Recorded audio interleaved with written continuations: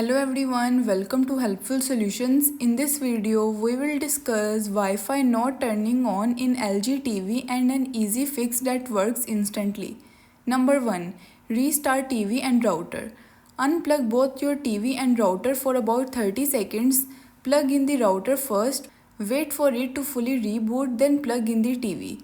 This can resolve temporary connectivity issues. Number 2. Check network settings. On your TV, navigate to Settings, Network and then Wi-Fi connection. Ensure Wi-Fi is enabled and that your network is listed.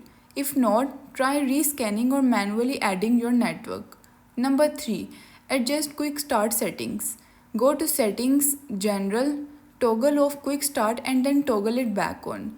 This can refresh network settings and resolve connectivity problems. Number 4. Change broadcast country. Navigate to Settings, General and then Location. Temporarily change the country setting to another country, accept the change, then revert it back. This has helped some users restore Wi-Fi functionality. Number 5. Check for firmware updates. Ensure your TV's firmware is up to date. Outdated firmware can cause connectivity issues.